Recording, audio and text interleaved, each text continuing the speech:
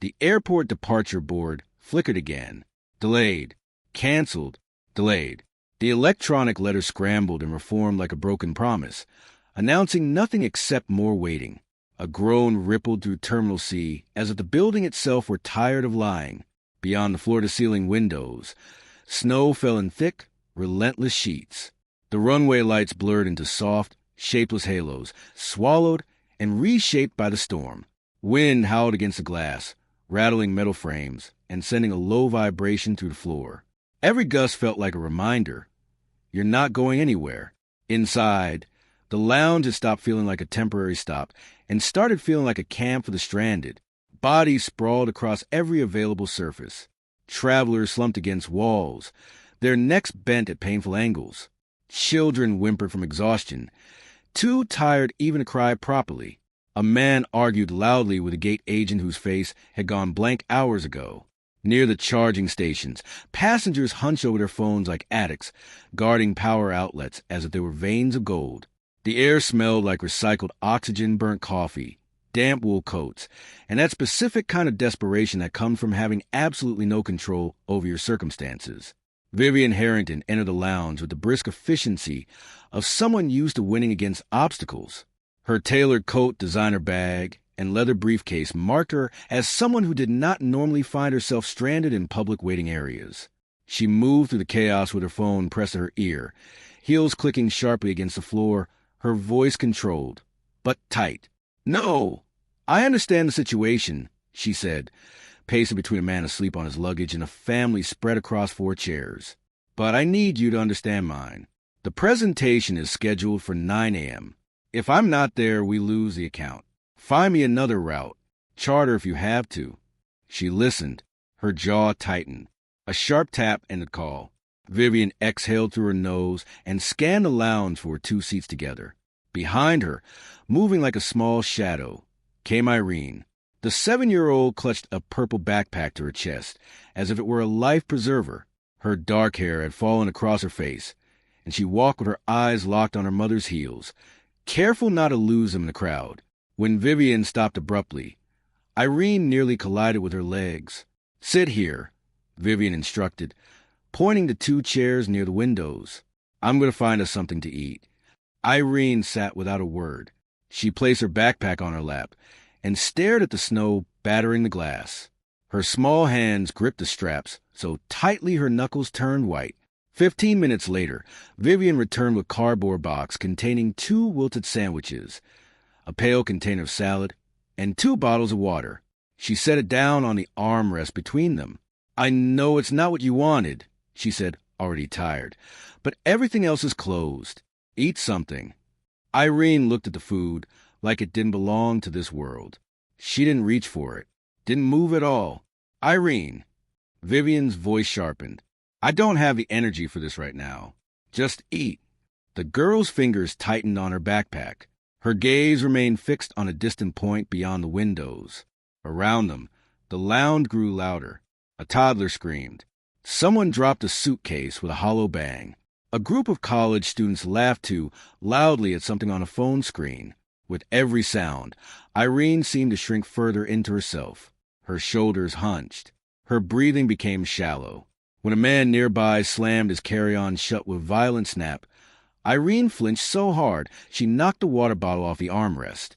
Vivian sighed, picked it up, and tried again.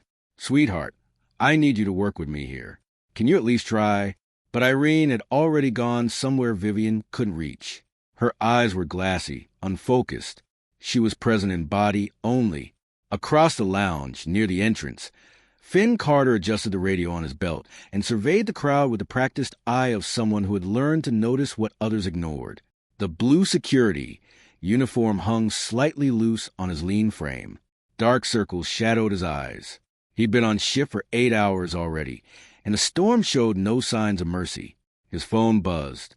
A text from his mother. "Max is asking when you're coming home. I told him probably not tonight." Finn typed back quickly. "Tell him I'm sorry. I'll make it up to him." He pocketed the phone and resumed his patrol. The overnight shift was usually quiet. The storm had turned it into something else entirely. He'd already broken up 2 fistfights over seating. responded to one medical emergency, and absorbed countless complaints about conditions no one could control. 3 officers had called out, unable to make it through the snow. That left Finn and 2 others to cover the entire terminal. As he made his way along the lounge perimeter, his attention snagged on something odd. A child, sitting unnaturally still. Most kids this late, this tired, this stuck would be bouncing off the walls, crying or sleeping in awkward heaps. This one sat rigid as stone, staring at nothing. Finn's sister had looked like that once. 7 years old, after their father's funeral. Drowning in grief she didn't yet have words for. That was when they learned sign language together. Their mother had wanted Emma to feel less alone. What she hadn't expected was how it would change all of them, how it gave them a way to speak when words felt too heavy. Finn slowed. The girl's mother leaned down, saying something. The child didn't respond, didn't even blink. After a moment, the woman straightened, frustration etched into every line of her posture. She pulled out her phone and started typing, fingers stabbing the screen. Finn moved on, but made a mental note to circle back. Vivian Harrington was not accustomed to failure. In the boardroom, she could read people, anticipate objections, pivot strategies mid-sentence. She'd built her company from nothing, survived a divorce that nearly destroyed her, and raised Irene mostly on her own while climbing from regional manager to CEO. Control was her currency. Strategy was her language. But here, trapped in an airport lounge with a child who wouldn't eat, wouldn't talk, wouldn't even look at her, none of it mattered. Listen, Vivian tried again, softening her tone. I know you're tired. I know this isn't fun. But we're stuck, so we have to make the best of it. When we get home, we'll order whatever you want. Pizza, Thai, that noodle place you like. She paused. But right now this is what we have. Irene turned her head slightly toward the window. The gesture was small and devastating. Frustration flared hot in Vivian's chest. She'd canceled 2 meetings to make this trip. Promised Irene a special weekend. Just the 2 of them. No work. No distractions. And now this. The storm. The delays. A daughter who had shut down completely. Fine, Vivian said sharply. Don't eat. But don't complain later when you're hungry. She snapped open her laptop, opening it with more force than necessary. If she couldn't fix this, she could at least prepare for the meeting she'd probably miss. Work made sense. Work responded to effort.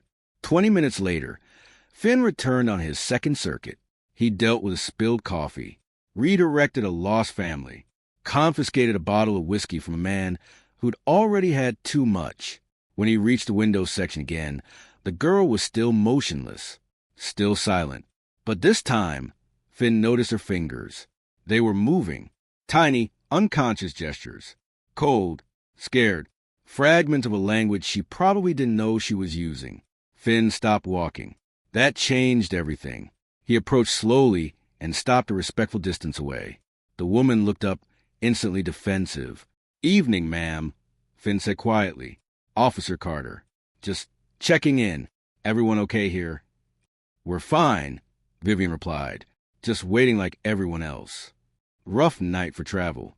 Finn nodded, then glanced at the girl. I notice your daughter hasn't touched her dinner. Vending machines are still stocked if she prefers something else. She's just being difficult, Vivian said, though her voice wavered. She'll eat when she's hungry. Finn crouched several feet away, lowering himself to Irene's level. He waited. When her eyes flicked to him, just for a second, he signed. Are you okay? Irene's eyes widened. For the first time all evening, something shifted. She stared at his hands. Then, hesitantly, she signed back, scared. Vivian's breath caught. What just happened? Finn straightened slightly, keeping his attention on Irene. She's speaking, he said gently, just not with words. Vivian stared at her daughter, as if seeing her for the first time. She's speaking? Vivian repeated. Since when does she? Irene, can you hear me? Finn lifted a calming hand, gentle but firm. She can hear you just fine, he said. But sometimes when kids get overwhelmed, words feel too loud. They need a quieter way to talk. He pulled a chair closer and sat, careful not to crowd either of them. Would it be okay if I tried something? Just a game to pass the time. Vivian hesitated, then looked at Irene. For the first time that night, the girl wasn't staring through the world. She was watching Finn's hands. What kind of game? Vivian asked. A silent one, Finn said. We make up stories without talking. Just hands and faces.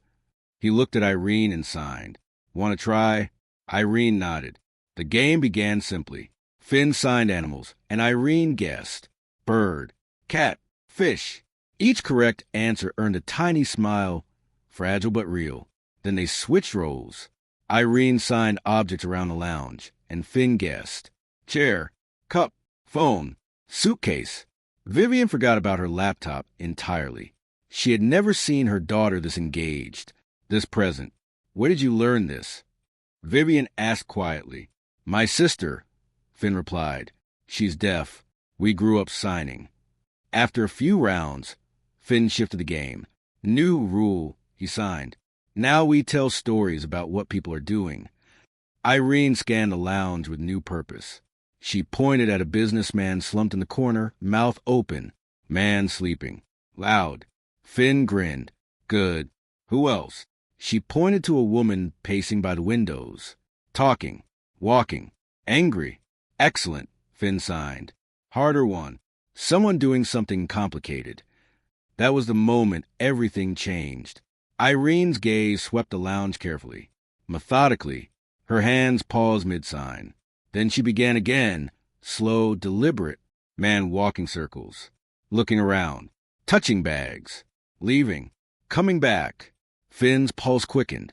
He kept his expression neutral, his posture relaxed. Can you show me which man? He signed. Irene tilted her chin toward the far side of the lounge. A man in a dark jacket lingered near sleeping passengers. Finn watched him glance around, step toward an unattended duffel, then retreat. Testing. Scanning. Finn signed again. Dark jacket? Irene nodded. Alone? Another nod. Vivian leaned forward. What's happening? Nothing yet, Finn said softly. He keyed his radio. Henry.